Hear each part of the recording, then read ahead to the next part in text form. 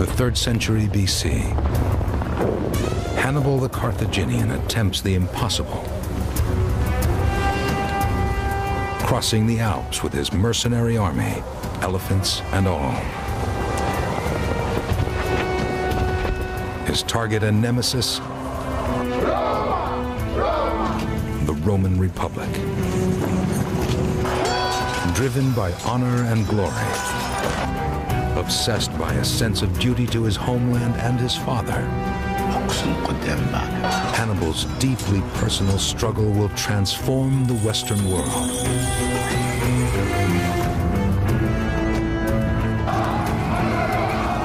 An inspirational leader and genius on the battlefield, Hannibal intends to stop the Roman Republic from taking over the Mediterranean.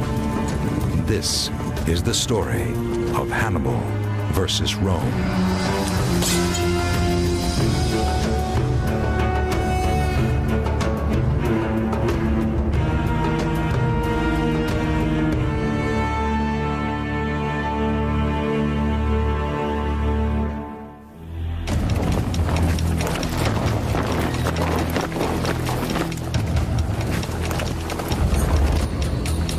It's minutes before the battle of Hannibal's lifetime. No one has ever seen, or will ever see again, such a huge Roman army. Hannibal the Carthaginian knows they've come to drive him from the Roman Republic. The odds seem overwhelming, but he's confident. This will be Hannibal's defining moment, the culmination of his lifelong hatred of Rome. Trained to command since the age of 9, he's unlike any other general. He was a jet plane, he was a nuclear bomb, he's a radical new technology.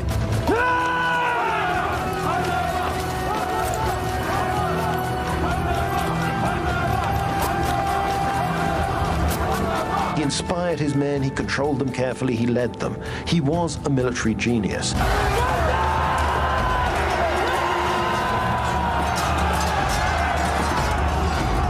For thousands of years, generals will describe this as the perfect battle, Hannibal's masterpiece. He is massively outnumbered, but using brilliant tactics, he virtually annihilates the entire Roman army. Against any normal foe, total victory would soon be his. Rome would fall. Hannibal was an avenger. Hannibal was a destroyer. Hannibal made Rome tremble.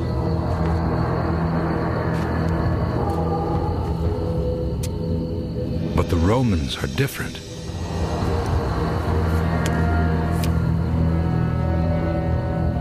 This war is far from over. It will become a fight to the death between two rival civilizations, Rome and Hannibal's North African homeland, Carthage, where his struggle began.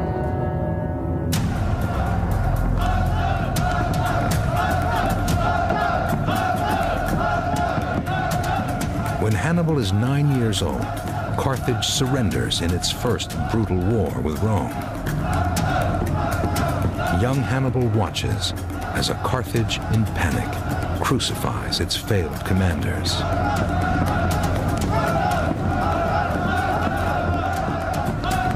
One day, it will be his duty to fight for Carthage. Hannibal is the eldest son of the head of the Barca family. The Barcas are all military men. The Barcas are uniquely important and uniquely uncomfortable in Carthaginian society. They are military geniuses in a society that's not a military society. They are the military in a trading and mercantile society, which puts them to some extent at odds with their leadership, but also, I think, gives them a certain allure, a certain appeal. Now the head of the clan, Hannibal's father, returns from the war. Hamilcar Barca is Carthage's greatest general, a dedicated defender of the Carthaginian way of life.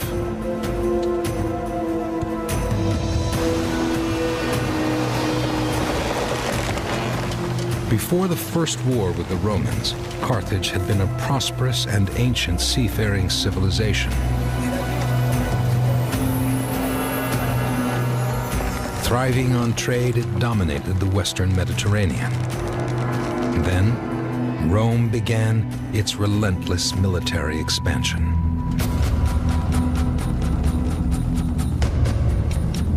First, the Romans conquered mainland Italy. Then they crept nearer and nearer Carthage on the North African coast. 13 years before Hannibal was born, Rome invaded a Carthaginian province in Sicily. It was Hannibal's father who took the fight back to the Romans. Hamilcar watched thousands die, but never lost a battle. For over a decade, he kept the Romans at bay. Then, the merchants of Carthage surrendered. Hamilcar was astounded. Now, as far as he was concerned, the government at Carthage gave in when they hadn't really lost the war. So he's bitter because he feels betrayed at home, but also he's got that animosity against the Romans because he has spent a large chunk of his life fighting them. Better than anyone, Hamilcar knows the danger of having the hated Romans right on his doorstep.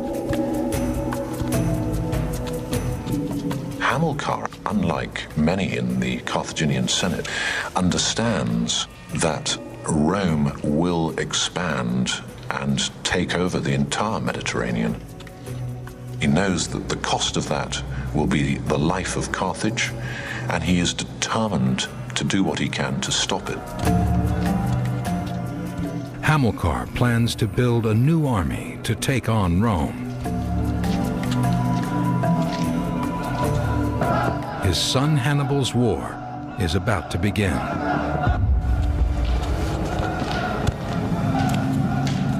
Hamilcar sacrifices to the gods to bless his new mission.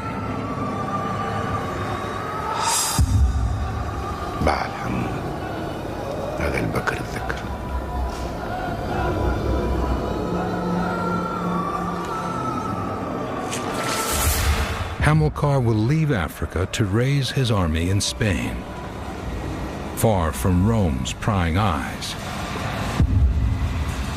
He will take Hannibal with him. He's growing older. Life expectancy was short. He is fighting, which is dangerous.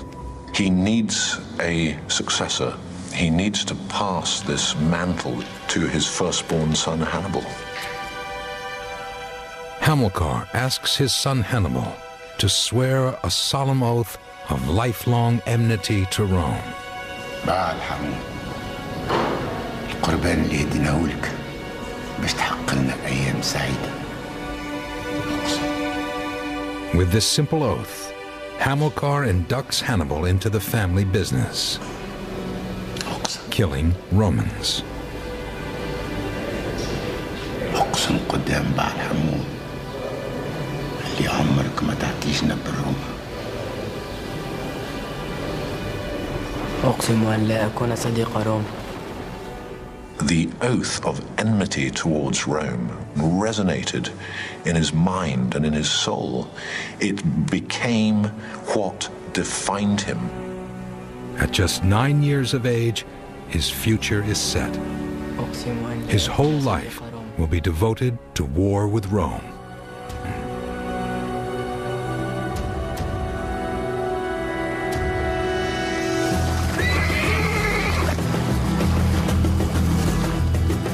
The Barcas set out for Spain with Hamilcar's African mercenaries. Here, Hamilcar builds the city of New Carthage and forges a new empire. This will be Hannibal's military training ground. He watches as his father uses Spain's riches to create an army. One day, it will be his.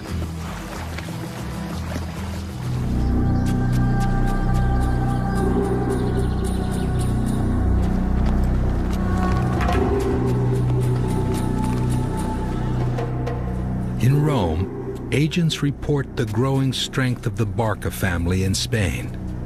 Something must be done soon to rein in their activities. One powerful and ambitious Roman family will lead the fight and become the Barca clan's nemesis, the Scipios.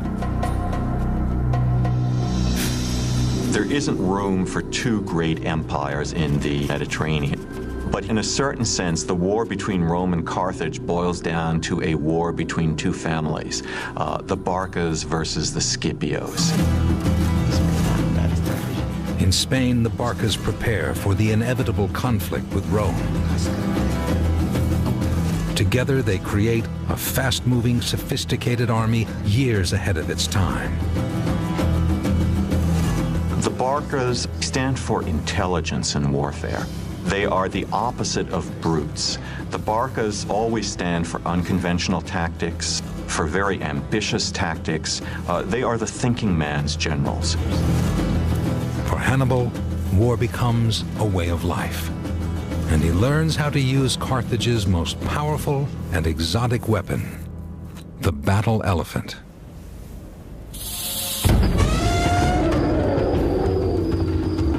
Shipped from Central Africa and India, they were part of Carthaginian warfare for centuries. Trained to thunder through enemy lines, they terrified enemy cavalry. But these exotic weapons could be difficult to control and dangerous for both sides. Elephants have their problems. You had to train them very, very hard and over a long period if they were going to be effective. Because obviously, naturally, elephants don't plunge into the middle of a battle with noise, with missiles coming at them, with all these strange colors and sights and everything whirling around. So elephants can get frightened, and if an elephant gets frightened and panics, it'll quite possibly stampede back at your own army.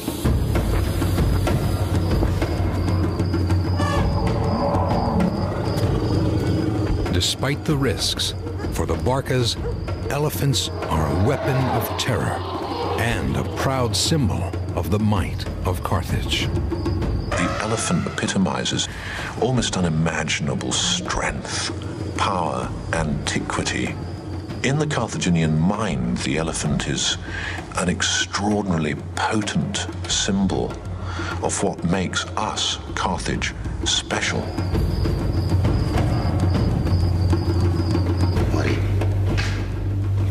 Hamilcar is grooming Hannibal to right the wrongs of the First War with Rome. But the Spanish training ground is a dangerous place.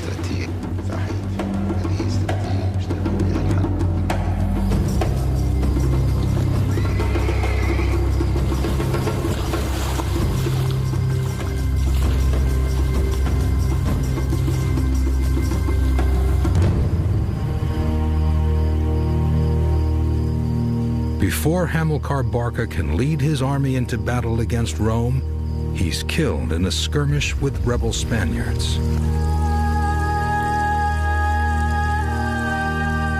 Now, it is left to Hannibal to fulfill his father's dream.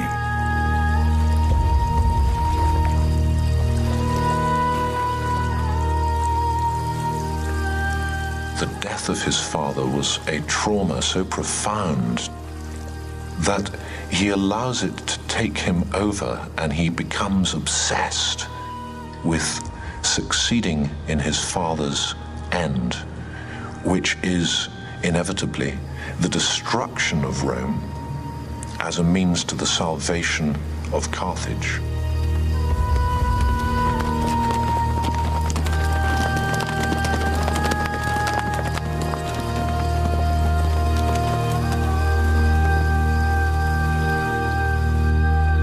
In the coming years, Hannibal dedicates himself to his father's quest. When he comes of age, he takes over the Barca war machine with the determination of one day leading it to Rome.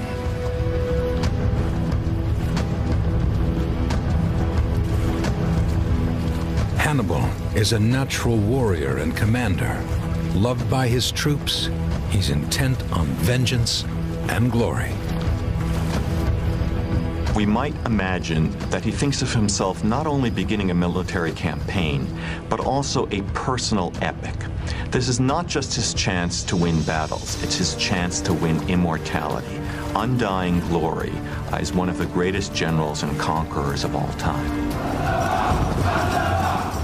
After years of training and fighting the rebel Spaniards, Hannibal has an army of 46,000 mercenaries ready to take on Rome.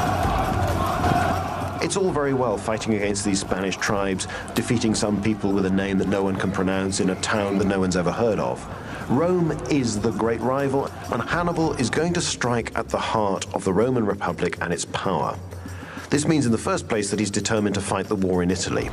When the Romans lose a battle, it won't occur off the coast of Sicily, it will occur on their doorstep.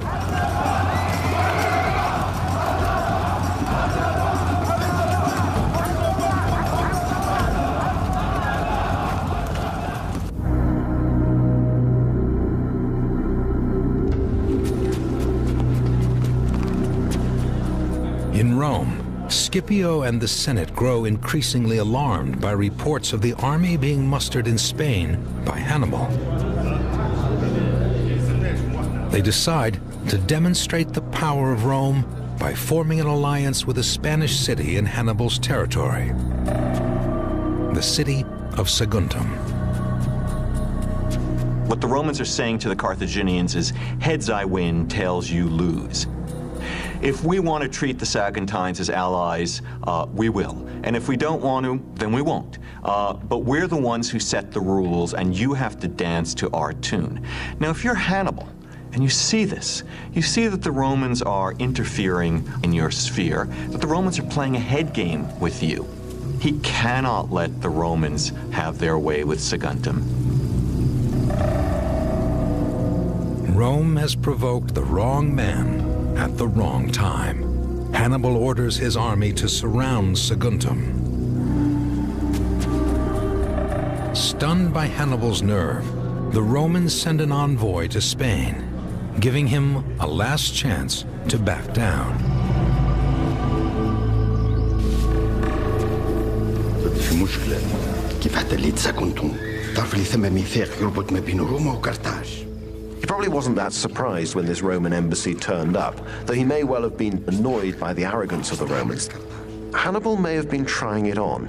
He may have wanted to see just how far can I go?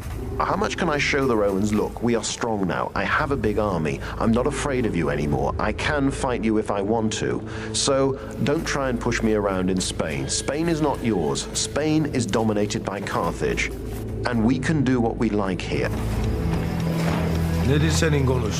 Hannibal refuses to back down in the face of Roman intimidation. His father Hamilcar couldn't win his war with Rome, but now Hannibal is confident. His time has come. Unlike his father, he has the advantage of being ready this time. He's got an army. He's got a very powerful base in Spain, and this time he feels able to stand up to the Romans. If there was ever a time for a rematch, that time is now. Hannibal attacks the Spanish city of Saguntum.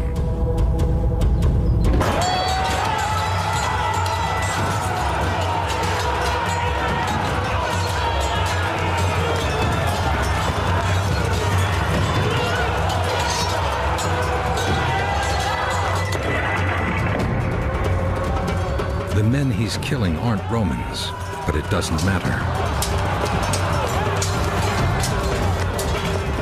Hannibal has started his war with Rome.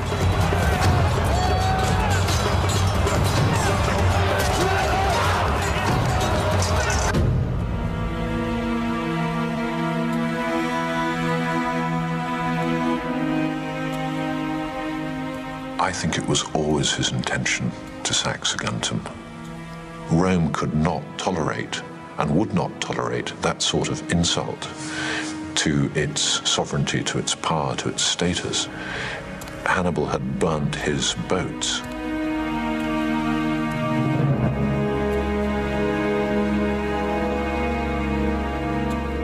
Saguntum is the beginning of the war with Rome.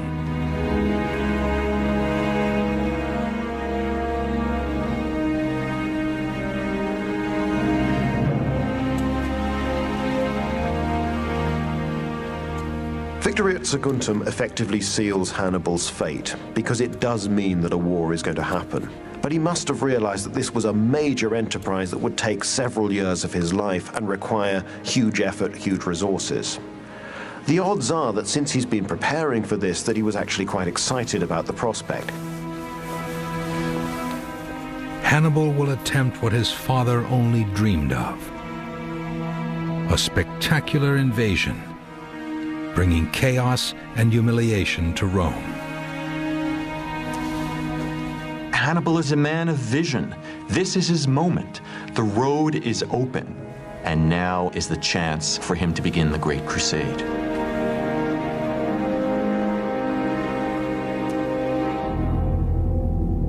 Destroying the city of Saguntum was the first step on Hannibal's road to Rome. But to launch an invasion, he needs an official declaration of war from his homeland, Carthage.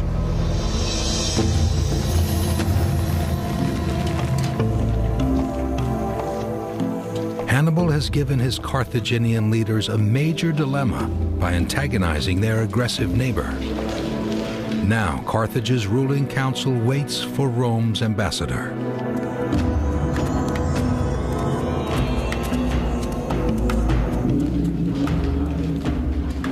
The Carthaginians hate Rome, but they fear its power. The Roman ambassador threatens war. The embassy was in a very bullish mood. They were quite willing to offer the Carthaginians war over this. They weren't going to keep negotiating. It was a simple thing. You either stop this, you either give us what we want, or we will fight you again. The Romans demand that Carthage hand Hannibal over.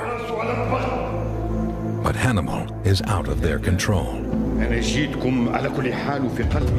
Carthage had created, without meaning to, this huge power in Spain, led by Hannibal, who they didn't really know, who had some kind of mission and purpose in life that they didn't really understand.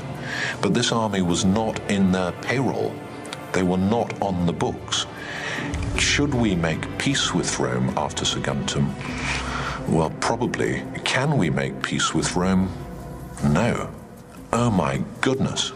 The ambassador delivers an ultimatum: Hannibal or war. The Carthaginians look at him and say, you choose, because to some extent they don't believe what they say matters. They believe this is a charade. They think the Romans are determined on war, and the Romans are going to push Carthage into war no matter what. The Mediterranean isn't big enough for both of them. And now it's official. This is war.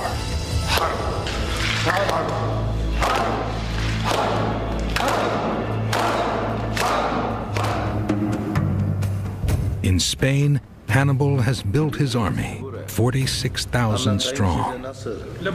Now, he finishes his plan for the invasion of the Roman Republic.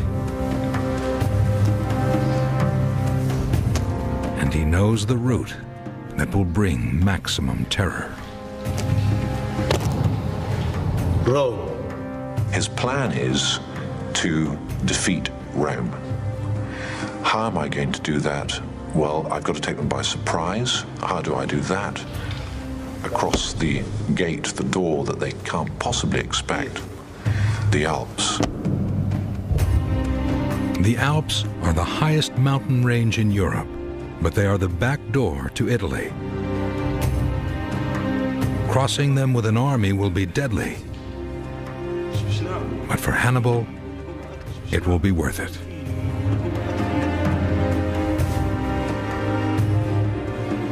We must imagine that he wants to cross the Alps because they're there, because nobody has ever done this before, because this alone will win him a place in the history books. Hannibal plans to take his battle elephants with him over the mountains, making his surprise attack more devastating, but the journey more difficult. It's worth speculating that one of the reasons that Hannibal was so insistent on taking elephants with him was that he could say to his men, look, if the elephants can do it, you can do it. And if we can bring these elephants to Italy, elephants of all things, to take over the Alps of all places, then we can do anything.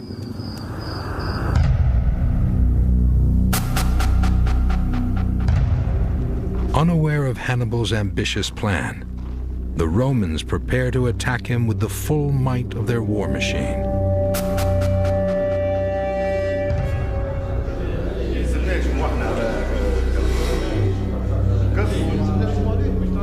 The Senate chooses Scipio as their commander to send against Hannibal.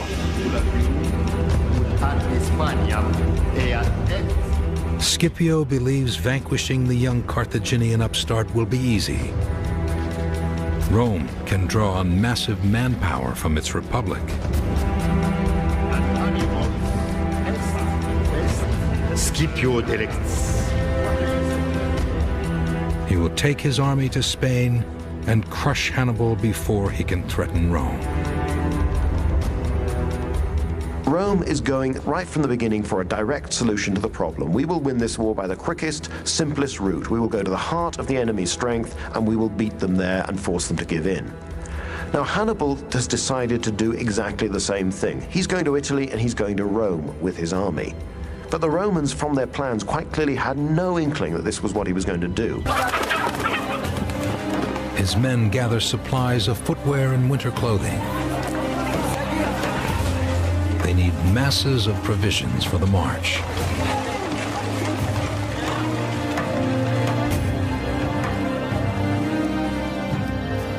As Hannibal gets ready, his scouts report that hostile local tribes will try to block his invasion.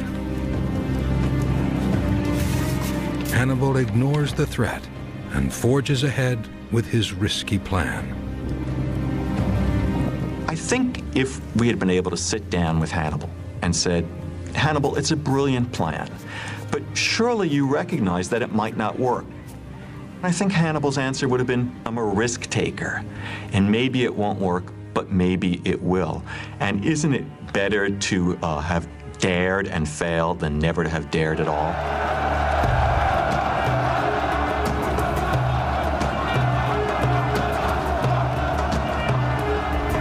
Hannibal leaves Spain in the spring of 218 BC. He and his massive army make rapid progress, fighting their way through the Pyrenees and across southern France. In just 4 months, they reach the Alps.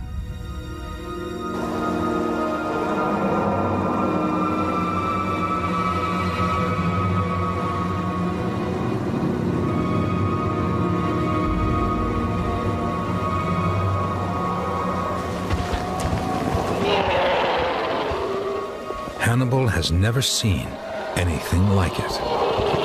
Beyond these mountains lies the object of his lifelong obsession, Rome. Rome had humiliated his father, had humiliated Carthage, humiliated the Barca family. This was it. Hannibal was going to show him.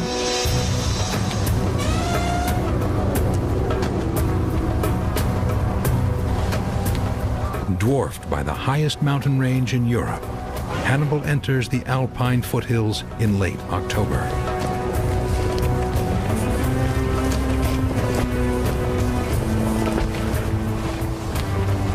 It's a dangerous time to be crossing the Alps.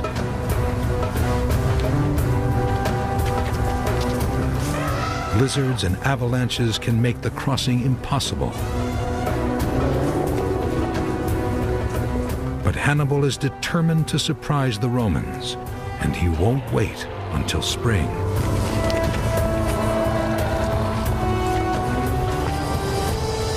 Invading Italy unexpectedly across the Alps was what Hannibal was born to do. It was his destiny. It was a master stroke. But crossing the Alps will be no easy task. Hannibal's army, his elephants, even his legendary confidence will be put to the test in one of the most difficult marches to war in history.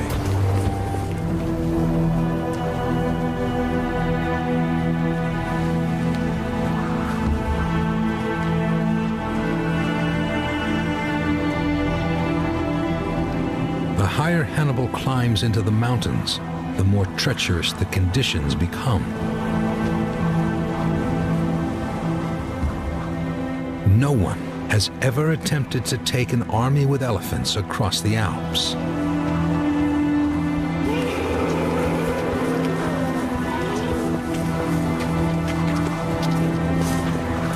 Hannibal is an invader in a hostile and dangerous land. These people were going into the unknown, and so as it got colder, as the wind blasted them, as elephants, huge elephants, plummeted to their death in deaths into these ravines, as people got frostbite and their toes hurt and everything hurt and their bellies grumbled, morale must have been the greatest difficulty the army faced.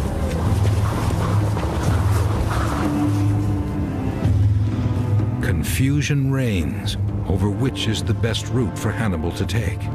On many occasions, the army has to retrace its steps. Hannibal hires tribes of Alpine Gauls to lead the way. Hannibal could never have crossed the Alps if he had not gotten intelligence from the Gauls of where the appropriate pass was. But Hannibal is successful with some of the Gauls, getting them on his side, and not successful with others.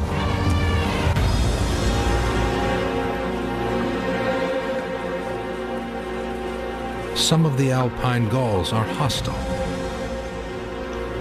Every invader is an enemy and an opportunity for plunder.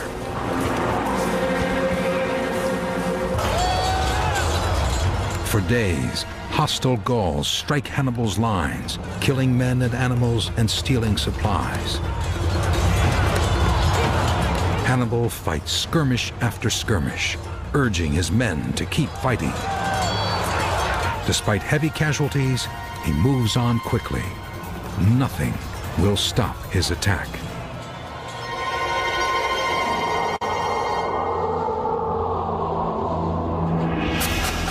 In Rome, the Senate is still waiting for Scipio to reach Spain and destroy Hannibal. But events are not unfolding as they hoped. En route to Spain, Scipio learns that Hannibal's army has passed the other way, heading east towards Italy. Desperate for the glory of being the first to fight the Carthaginian, Scipio ignores the Senate's orders and races home. If Hannibal makes it into Italy, Scipio will be waiting. Hannibal continues his march.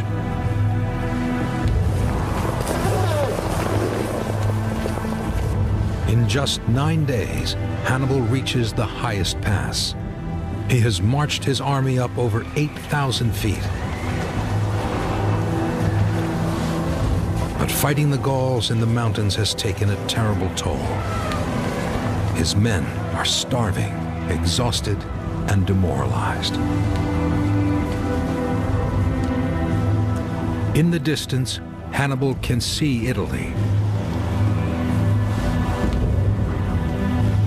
He tries to raise his army's spirits by reminding them of the riches and glory waiting for them in Rome. Hannibal takes his men to a place where there's actually a view. He then says, there it is. This is what we've come for. This is the promised land. We just need to go down now and take what we have earned.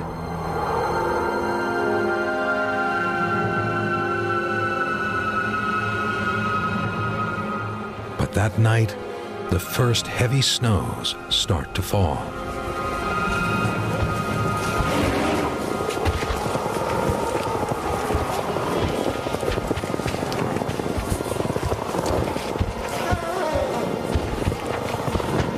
The most monumental blizzard they have known hits them. They go to sleep shivering, if they can, they're so cold. They wake up covered with snow, ice in their beards. Every breath is a pain, it's so cold. Their lungs are seared. Many of them, if not most of them, have frostbite. Hannibal has spent years creating an army to take on Rome. And now, his men are freezing to death before his eyes.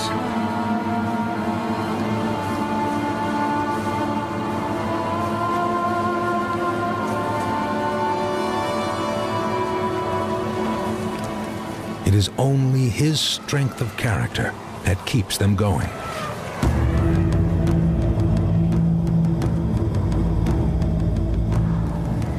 By the time he'd come this far, there was no point turning back. It was further home than it was to his objective of Italy. And it's probably the greatest trial he faces before he actually meets the Roman army in battle, is just to keep that army moving, to make sure that people don't give in.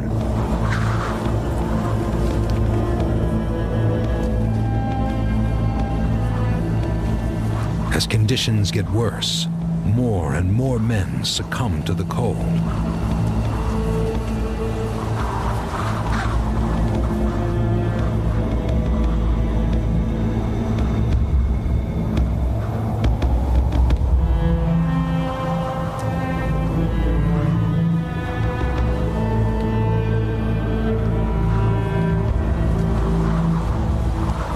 Hannibal shares his army's fears and their hardships. Their aim is to attack Rome, but first they must stay alive.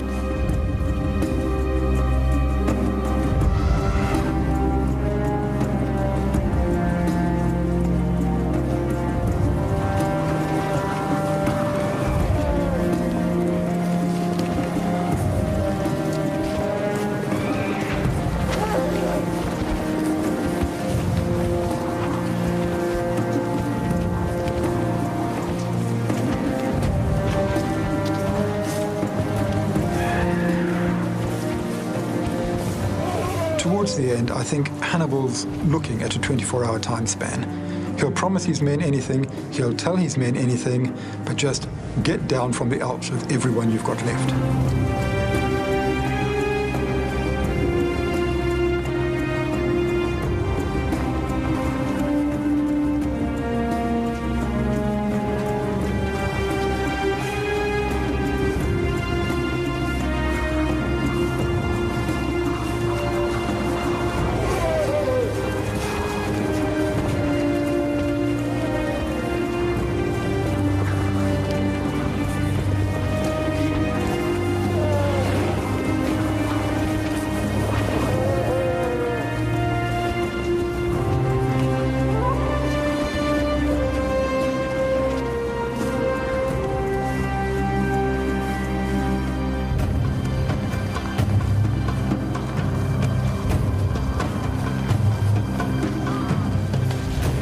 Bedraggled, hungry, and depleted, Hannibal's army finally arrives in northern Italy.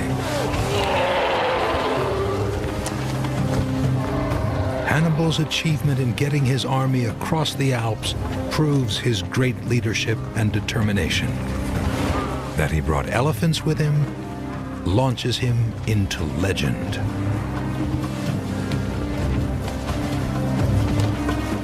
Imagine those first Roman scouts. Their eyes bulge. They see elephants. They see the strange army. And they say to their commanders who pass the message on, "Excuse me, sir, there appear to be elephants north of us." And the commander says, "Are you drunk? This is impossible."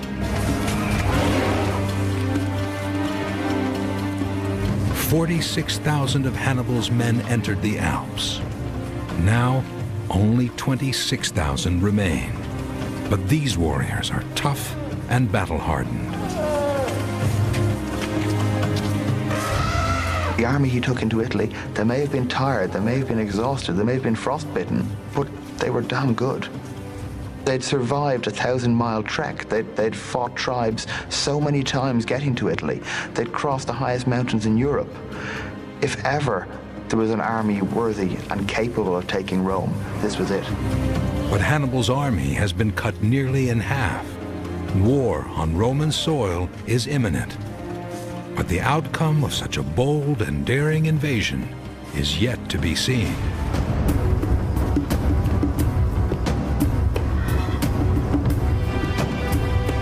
Hannibal is finally in Italy and eager to fight his first Romans. He doesn't have to wait long. Just weeks after arriving in northern Italy, Hannibal stumbles across a contingent of Roman cavalry near the river Ticinus.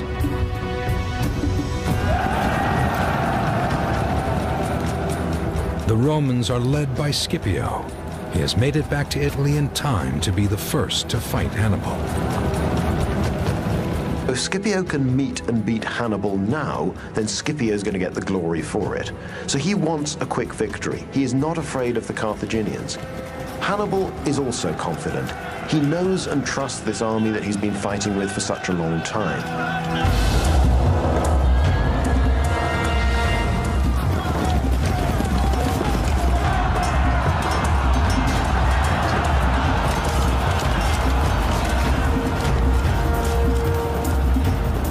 Hannibal's men are trained in mobile warfare. They run circles around the clumsy Romans. Badly wounded, Scipio doesn't win glory fighting Hannibal. But one day, his son, Scipio the Younger, will face the same adversary.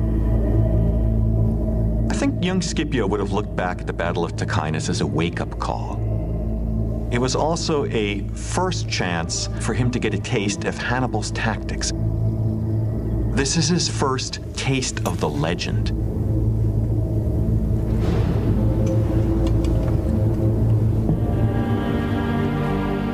Hannibal celebrates his first victory on Roman soil with his brother Mago. Initially, he allows the psychological effect to resonate. Hannibal is here. Hannibal has crossed the Alps. And everyone fears him. Rome's reaction is one of panic. Hannibal soon learns that Rome is moving thousands of men northward to stop him. Rome can call on over 250,000 troops from its allies in the Republic. Hannibal has just 26,000 men. His army is now much smaller than it had been when it started out, so he needs extra troops. He can't afford to take on Roman armies where he's so severely outnumbered. Hannibal plans to use his victories to win over Rome's allies.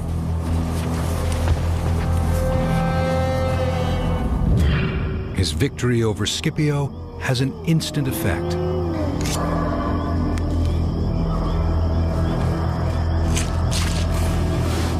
In Scipio's camp, local Gauls slit the throats of Roman soldiers.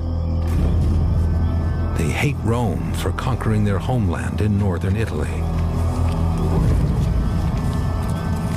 After Ticinus, they decide to escape from their Roman overlords and join Hannibal's army. In Hannibal, they see a man capable of taking on the Romans and winning. Hannibal has been in Italy less than a month, and the Roman Republic is already fracturing. The north, made up of small city-states, is now his. Bolstered by his new allies, Hannibal marches south, destroying Roman legions and terrorizing those states that stay loyal to Rome. If Hannibal can break the Roman alliance, Rome will lose its manpower and fall.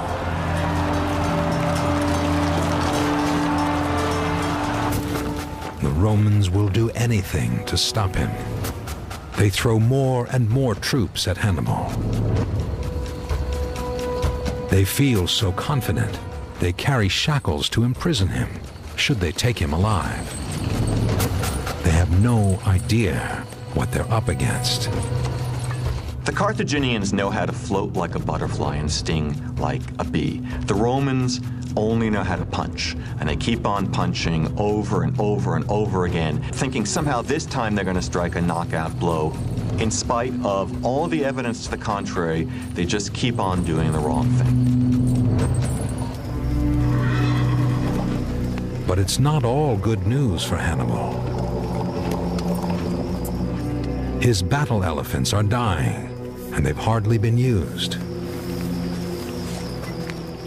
The elephants are probably the most overrated part of Hannibal's army. We always talk about them, and what people tend to forget is they died. Hannibal brings them all the way from Spain, through southern France, over the Alps, and then they all die.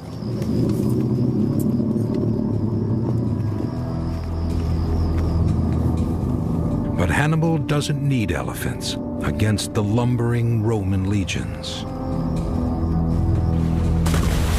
Hannibal outwits an entire army at Lake Trasimene in central Italy, trapping and slaughtering 30,000 Romans.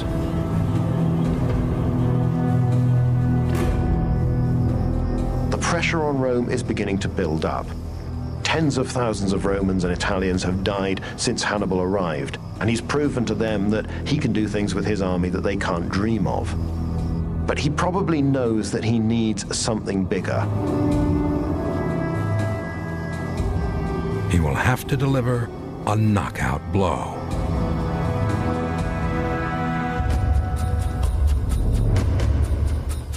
Soon, the Romans will give Hannibal the opportunity he so desperately needs. Sumus. Despite repeated defeats, the Romans pretend not to feel the pain Hannibal inflicts. Roma! Roma! Roma! Roma! Roma! Roma! Instead, the Senate decides to call up the largest army in Rome's history to try to put an end to Hannibal once and for all. Tens of thousands of Roman troops have fought Hannibal since he crossed the Alps, and no one has come close to beating him. Now, the largest army the Roman Republic would ever assemble stands poised to take on the Carthaginian.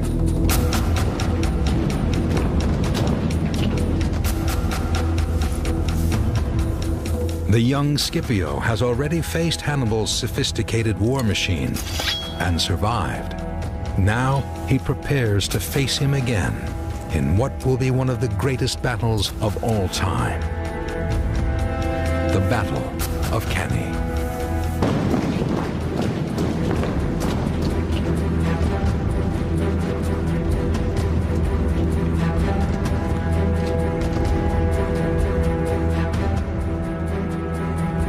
The Romans watched in amazement as Hannibal attempted to isolate Rome from its allies.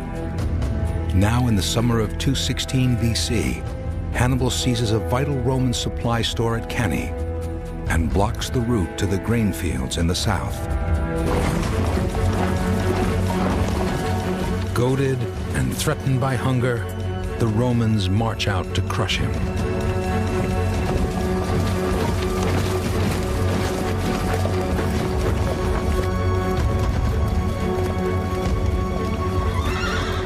Hannibal must have known that this was it.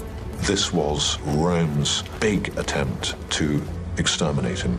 And they thought they could do it, as they always had done, by sheer weight of numbers.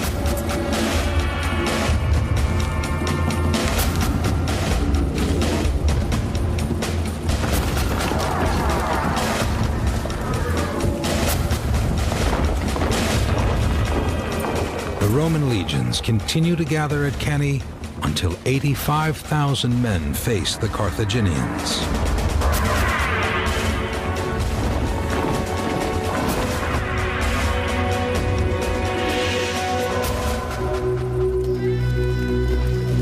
The night before the battle, Hannibal's camp is tense.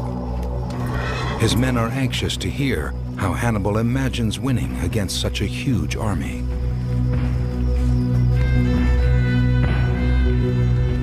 In his tent, Hannibal formulates his plan.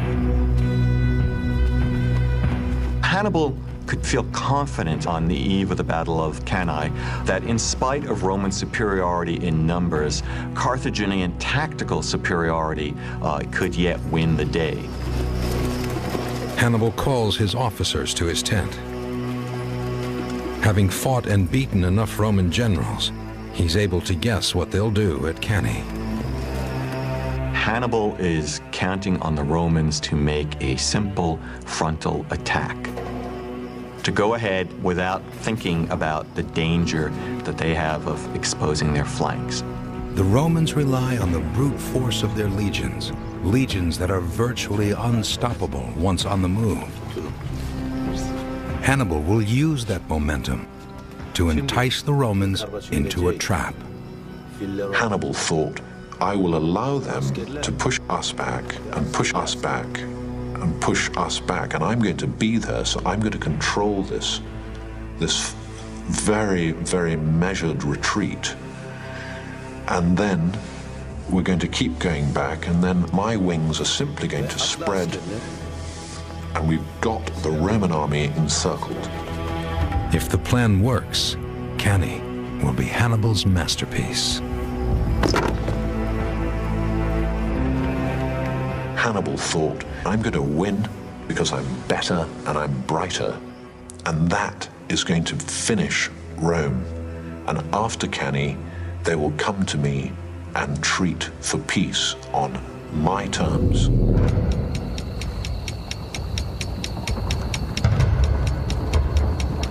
The next morning, the Roman army marches onto the battlefield.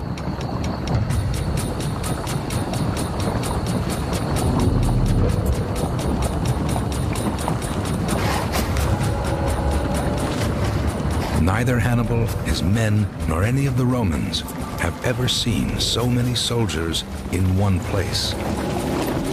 The Romans form a huge, deep block, stretching back for almost a mile.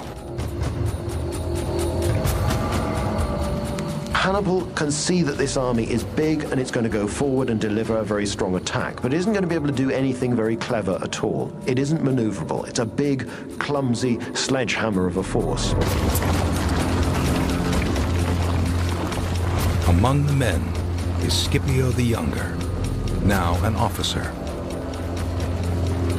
But at Cannae, he still has much to learn.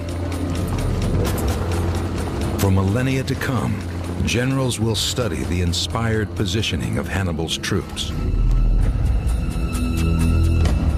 In front of the massed Roman infantry, Hannibal places his allies from Spain and Gaul.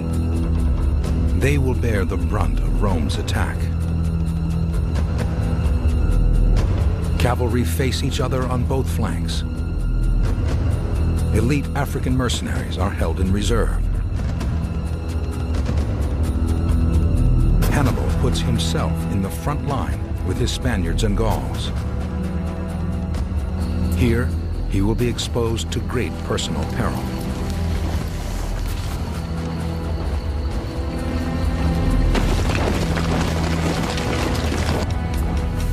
Hannibal is, par excellence, the leader by example. Here is a Barca. Here is Hamilcar's heir. Does he sit on a white or a black horse on a bluff, looking down on his army fighting at Cannae? No. Hannibal is there in the center of his center, fighting at huge risk, clearly to himself, like the most common of his private soldiers. Facing the full force of Rome's greatest army, Hannibal leads his men forward to meet them.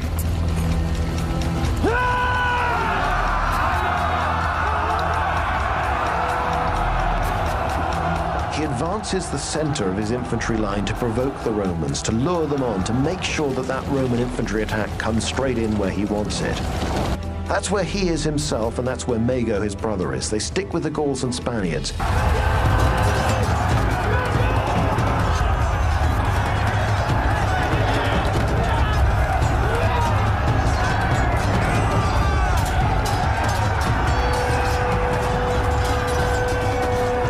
Hannibal and his Gauls and Spaniards fight to keep formation. Their instinct should be to flee, and yet Hannibal stands there with them, steadying them, stiffening their resolve, ensuring that they don't flee. Instead, they backpedal very slowly, sucking the Romans into a trap. The Romans surge forward.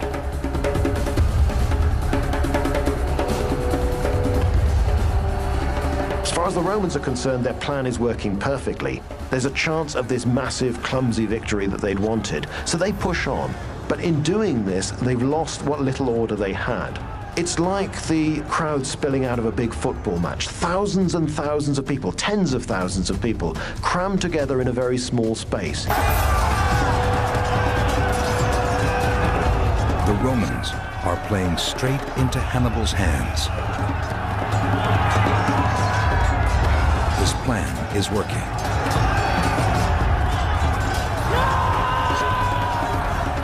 While Hannibal, the Gauls, and Spaniards keep the Roman infantry occupied, his cavalry rout the Roman horsemen and chase them from the field. Hannibal springs his trap. His deadly African mercenaries cut into the undefended Roman flanks.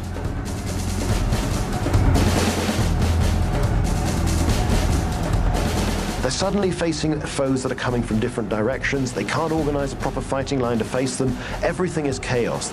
Momentum from the Roman attack goes completely. The crowd has stopped, but most men in it don't know what's happening at all. Hannibal's cavalry returns to complete the encirclement of the Roman infantry.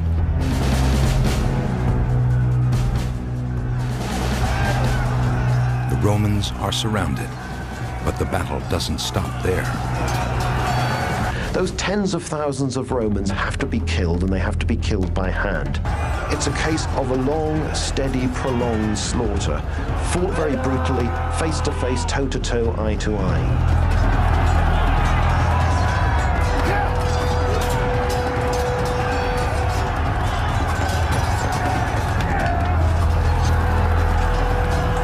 The young Scipio manages to fight his way out. But 50,000 of his comrades do not. Hannibal and his men spend the entire day annihilating the Romans in one of the greatest battles in history. But the fierce war between the two rival civilizations is far from over. Cannae is a bloodbath of epic proportions.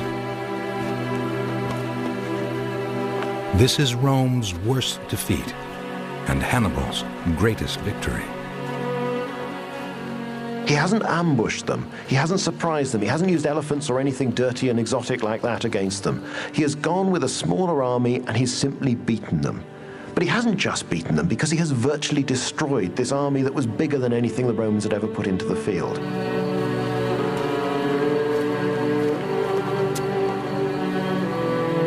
Hannibal collects the rings of dead aristocrats from among the 50,000 mutilated Roman corpses.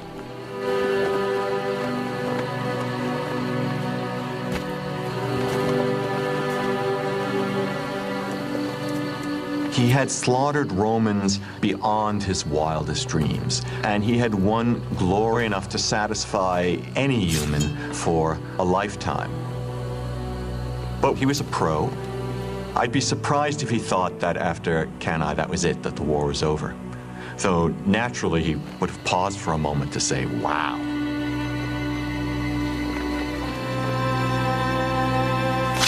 After Cannae, it seems just a matter of time before Hannibal's dream of crushing the Roman Republic and saving his homeland of Carthage will come true.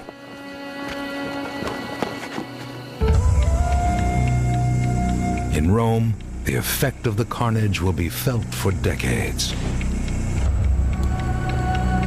Hannibal's army has killed 50,000 Romans. The male lines of countless families are wiped out. Everyone fears the name Hannibal. After Cannae, the Romans are very scared of Hannibal. After Cannae, Romans can imagine their city being destroyed, defeated, and the Republic ending. In Rome, they wait for Hannibal to attack their city.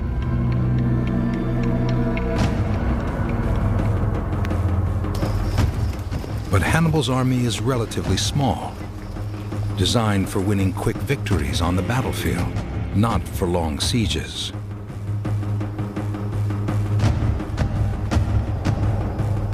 problem was manpower.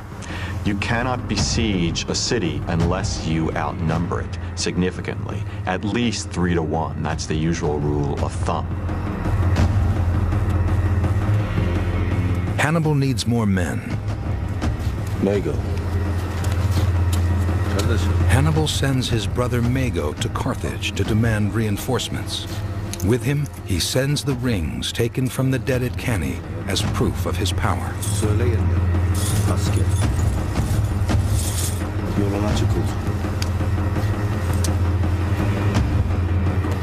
At the same time, he sends an envoy to the Roman Senate to press them to surrender and end the slaughter.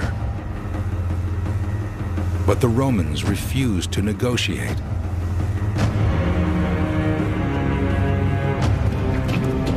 They expel his envoy from the city without even meeting him. For Rome, there is too much at stake. If they made peace with the Carthaginians, their entire confederacy would fall apart. That has to be what they thought was at stake. The Roman Republic derived its power and military might from its allied city-states. After the slaughter at Cannae, many of these allies in the south defect to Hannibal. If Rome shows any weakness now, more will abandon the Republic. As Hannibal waits for more allies to join him, he also eagerly expects reinforcements from Carthage. Hannibal expects Carthage to scent the opportunity that he can see, that Rome is in a bad way. It won't take too much more. If we keep on pushing, Rome will crumble, Rome will fall. So Hannibal expects Carthage to back him up to the hilt.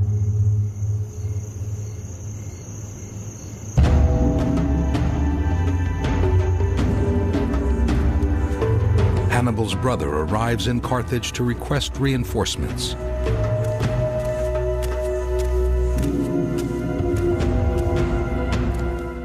With a direct message from the battlefield at Cannae.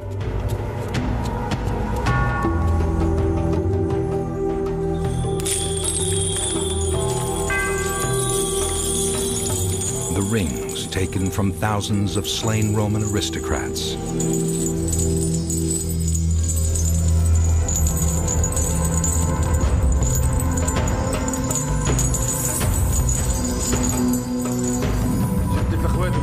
Mago tells the council that Hannibal is on the verge of victory and needs reinforcements.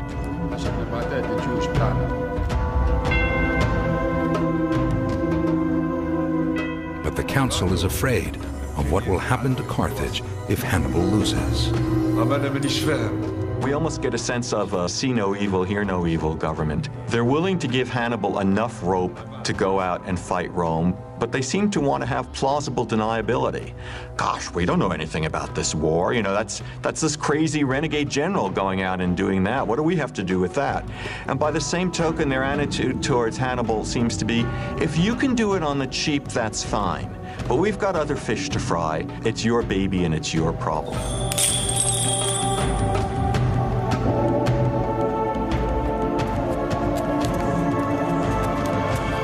Frustrated by the council's lack of support, Mago leaves Carthage.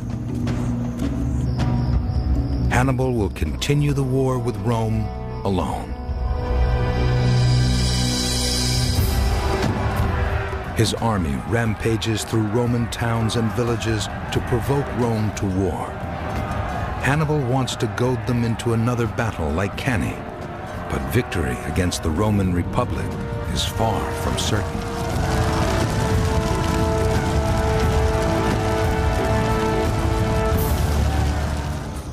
In the hills near the blood-soaked fields of Cannae, a hard, new Roman state of mind is emerging, epitomized by Scipio.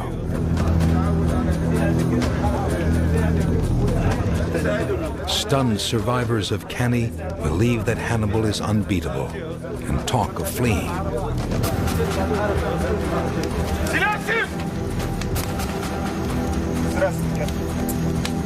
Scipio demands they stay strong. Scipio convinces him to keep going. He convinces them that Rome is something to be fought for and that they should never surrender. This kind of bloody-minded, stubborn refusal to admit defeat. The Romans simply don't accept that they're beaten. This state of mind will fuel Rome's determination to survive.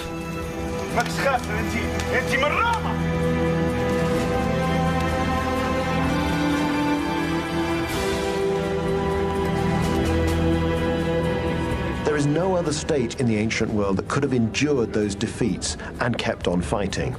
Anyone else would have given in at this point. The Romans will not consider that. It is not an option as far as they're concerned. They either win or they are destroyed, and Rome the Republic ceases to be. The Senate tears up the Roman rulebook. Traditionally, commanders had to be in their 40s, but now Scipio, still in his 20s, is given command. After years of watching Hannibal on the battlefield, Scipio will help Rome rise from the dead. First, Rome rebuilds its armies.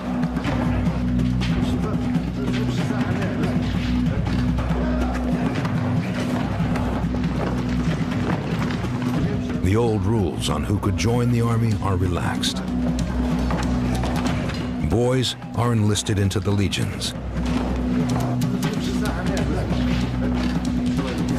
Slaves are promised freedom if they sign up. Criminals and debtors are promised amnesty. The war tax is increased.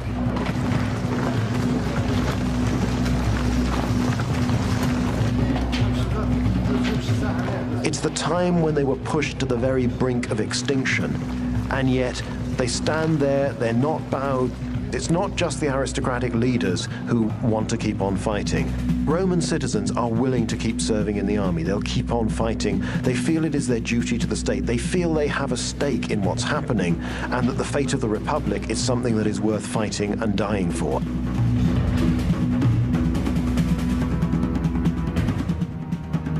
Most of Rome's allies stay loyal.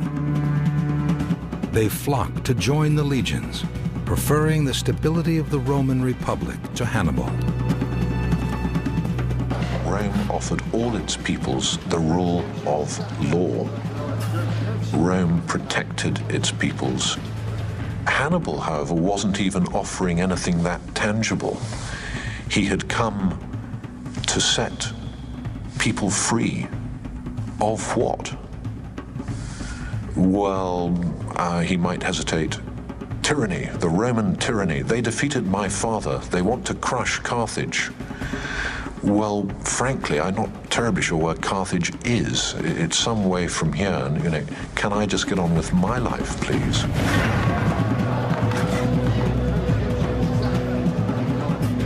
As long as their allies stay loyal, Rome has the largest manpower reserves in the known world.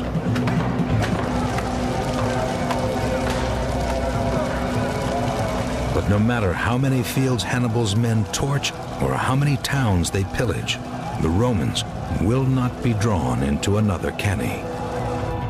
He would have liked nothing better than for the Romans to come out and fight him in another battle, to have a second Cannae.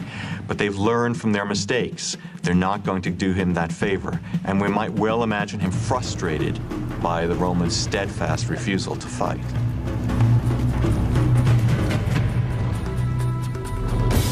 The Romans form a new plan to evict Hannibal. First, Scipio will destroy Hannibal's power base in Spain. Then he'll invade Carthage itself. Hannibal will be forced to return to Africa. In Spain, Scipio will try to transform the lumbering Roman legions to prove he is a great general. Scipio is a peculiar combination of enmity towards Hannibal, obsession with Hannibal, and admiration for Hannibal. He seems to understand very early on that the only way to beat Hannibal is to play Hannibal's game, to fight like Hannibal. If Scipio succeeds in Spain, it will mark a giant leap forward for Rome.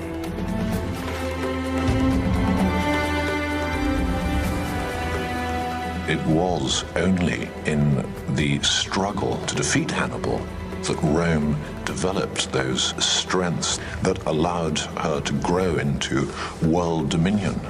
And Hannibal was the cause of all that. So in attempting to destroy Rome, paradoxically, he gave it birth. While Scipio is in Spain, Roman legions in Italy take back city after city from Hannibal.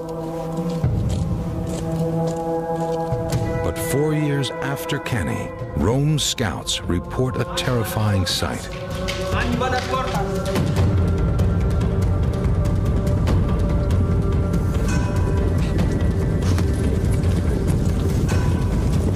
Hannibal is still determined to bring about Rome's downfall.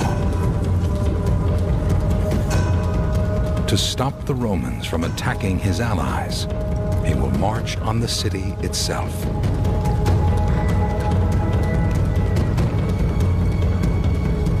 Hannibal is at the gates of Rome. Rome is the epicenter of Hannibal's loathing, the heart of the republic that threatens to destroy Carthage.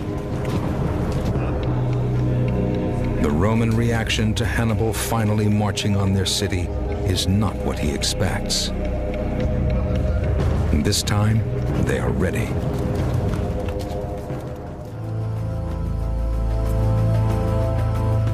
Even if Hannibal could take Rome, he can't keep it. Now, Hannibal learns that fresh legions are marching to meet him. He will have to retreat from the city. The Roman system is too strong. He realizes Rome is far more than a city. Rome is a state of mind.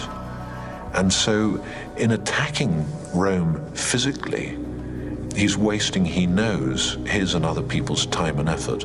Because even if you exterminated Rome, in a critical sense to Hannibal, Rome would continue as a state of mind. Hannibal continues his fight for 9 long years.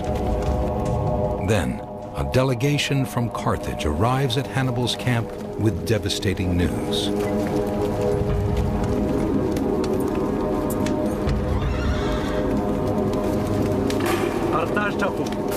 Scipio has conquered Spain and has now invaded Carthage. The delegation insists that Hannibal return home.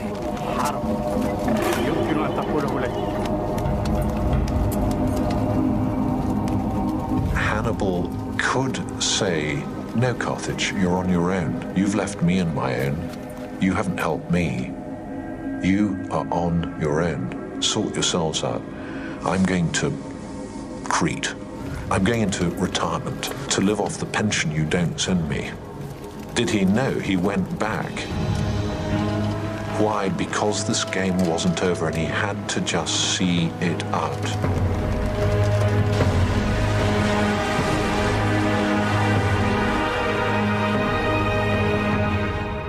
Hannibal leaves Italy and returns to North Africa in 202 BC. For the first time since he was 9 years old, Hannibal sets foot on African soil. Carthage is still his home. It must have been extraordinary for Hannibal to return to Africa for the first time since he was 9 years old. After having had another life in Spain and another life in Italy, no doubt there was something of a letdown to go back to Africa and something of a shock to go back to Africa, a land he hardly knew. But Hannibal being Hannibal, he set himself to the task at hand, to defeat the Romans in battle. Hannibal doesn't return to the city of Carthage directly. In the surrounding countryside, he sees the devastation wrought by Scipio's new Roman army. Towns and villages are in ruin.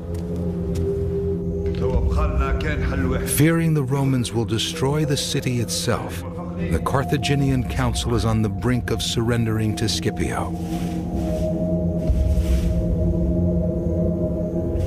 But with the return of Hannibal, they change their minds. They want Hannibal to fight, but his army is vastly reduced. The council underestimates the fight against the Romans. He sees these people who vacillated throughout the war now changing their mind, being on the brink of despair at one point, and then suddenly being buoyed up with confidence that he must realize is not entirely well placed because he doesn't have the same resources he used to. His army is a shadow of what it used to be. So Hannibal is not impressed with the Carthaginian government. Hannibal knows his army isn't ready to take on Scipio. But his loyalty still lies with Carthage. For the first time in his career, Hannibal will be fighting on someone else's terms. Ultimately, Hannibal's honor was going to rise or fall on his ability to do damage to Rome. And so he really has no choice but to continue the war and to support the very government that had not supported him. It's the only game in town, and so he's going to have to play it whether he likes it or not.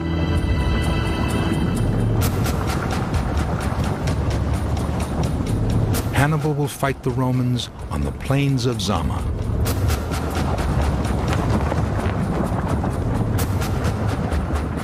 He will have a fresh supply of battle elephants. But this time, he'll be facing a new kind of Roman army, led by Scipio.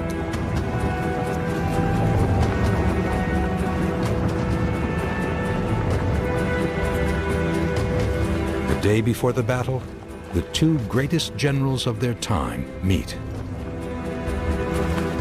I think Hannibal is intrigued. He's interested. He cannot resist the opportunity to meet Scipio, who is both his nemesis and, in a sense, his pupil.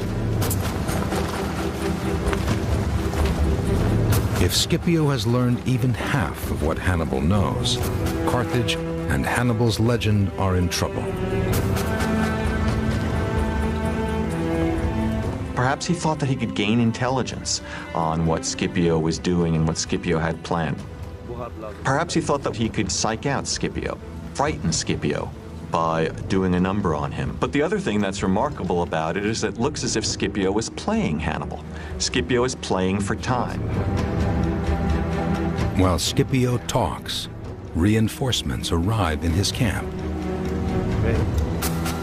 The idea that Scipio tricks Hannibal, of all people, tricking the trickster, that's quite remarkable.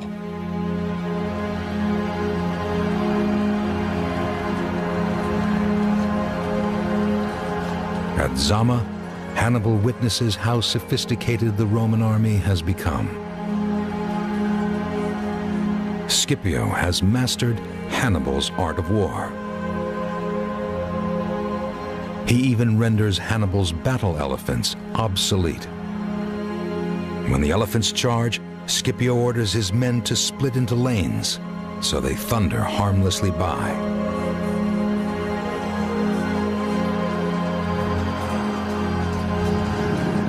Hannibal's few remaining veterans, so deadly at Cannae, are now surrounded and slaughtered.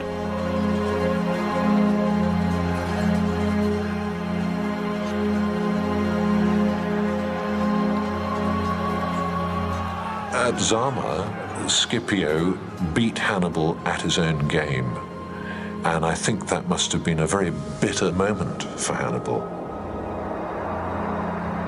The Romans are out Hannibaling Hannibal.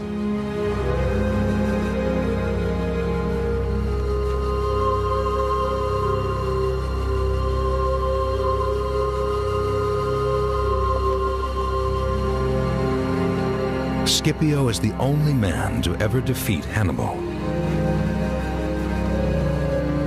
His victory earns him the title Africanus.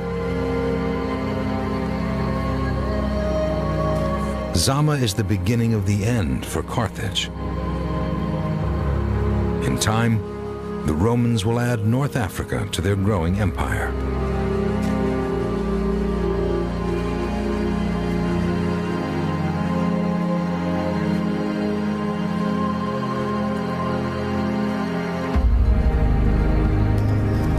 But Hannibal's war with Rome is far from over. In the coming decades, it will become even more personal, and Hannibal will never betray his lifelong oath.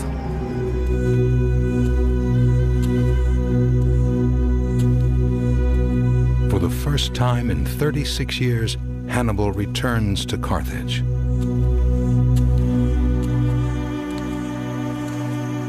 His battle with Rome will never end, but without an army, Carthage's only hope is to accept Scipio's peace terms and live to fight another day.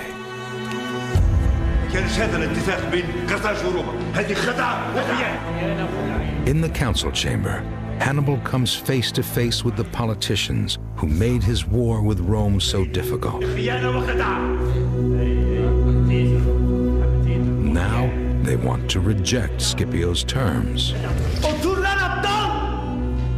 After the Battle of Zama, we could forgive Hannibal asking himself, who's worse, the Carthaginians or the Romans? I think he knew that the Carthaginian home government was hopeless. It would never have given him the kind of support that the Roman home government gave their generals. And yet, as a Carthaginian, he simply had to play the game with the hand he was dealt, and that's the hand he was dealt.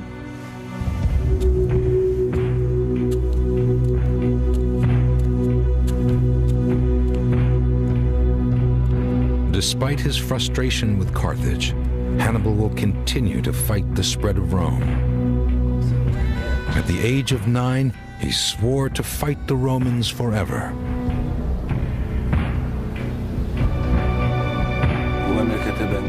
And he will never abandon his oath. I think Hannibal does care about Carthage, but he doesn't really know it very well. And it's quite probable that all the way through, he'd been fighting for an ideal Carthage, an illusion, a fantasy that just existed in his head, that was a creation of the stories his father had told him, the things he'd read, all that he'd learned whilst he was growing up in Spain, not seeing this place. So he'd fought, and he struggled, and he was beaten for an illusion. Hannibal's disillusionment is soon followed by a great betrayal. He's given his whole life for Carthage. He's destroyed Carthage's greatest enemies in the field several times. He's come home to protect Carthage. And what gratitude does he get for it? He gets betrayed by his own people. His own people are willing to hand him over to the Romans.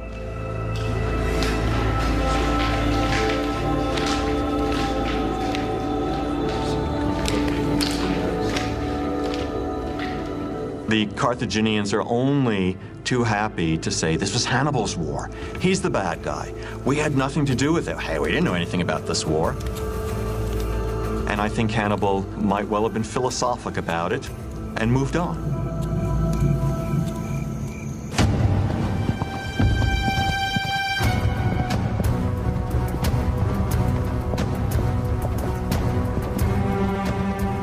Betrayed by his homeland, Hannibal flees Africa.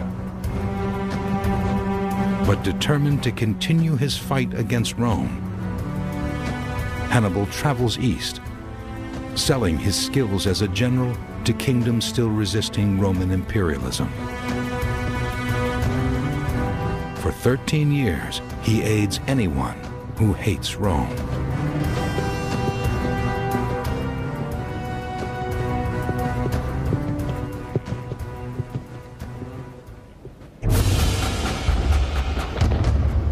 Roman rage for Hannibal still burns white hot. The memory of what Hannibal did to them at Cannae is an open wound.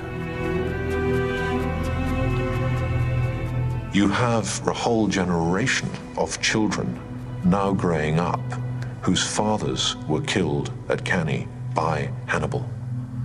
Not the odd father, every father. In the Senate, various people start to talk about the outrage that this man is still alive and still free. And so they start to hunt him down. The Romans send assassins to find Hannibal.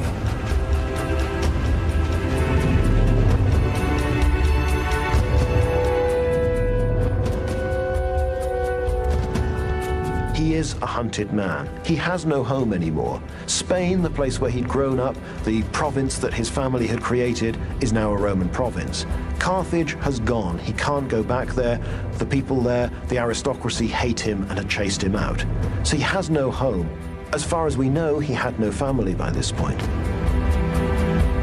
If the Romans capture Hannibal, he faces shame and humiliation. Eventually, assassins track him down in the remote Turkish town of Bithynia.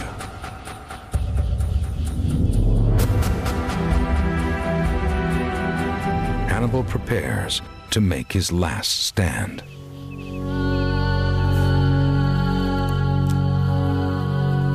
He will never give Rome the satisfaction of taking him alive.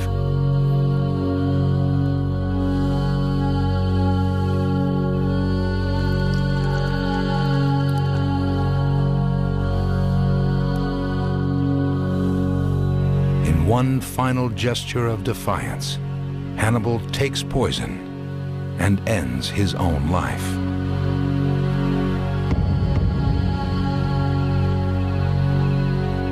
His real courage in the end is to kill himself rather than be killed by Rome.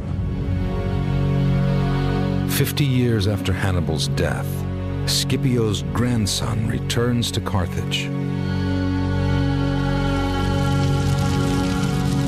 His Roman army burns Carthage to the ground,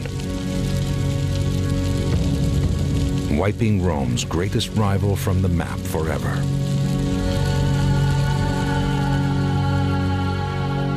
What still terrified them was the specter of Hannibal. And in the end, that was why they destroyed Carthage. They didn't usually destroy competing civilizations. They usually absorbed them, and they were very good at that. But Carthage had scared them too much. And Carthage had scared them mainly in the person of Hannibal. Hannibal was the man who dared to provoke Rome to war. He was the man who did the impossible and took his army and his elephants across the Alps. He was the man with an extraordinary gift for battle who proved his military genius at Cannae. He was the man who came closer than anyone to defeating the Roman Republic. But in the end, he couldn't stop it from becoming an empire. It's the sheer audacity and unthinkableness of it. It's the nearness that he came. It's the poignancy between what he wanted to do and what he achieved. It's all of that that makes Hannibal so fascinating to us.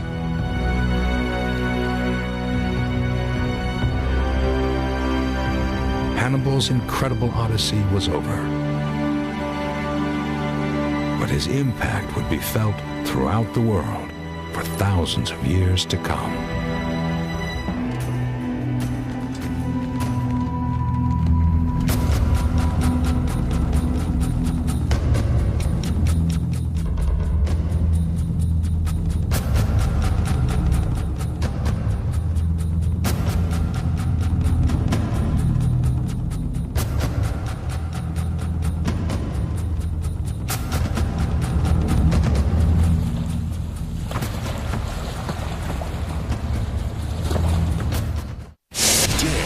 Explore the National Geographic Channel.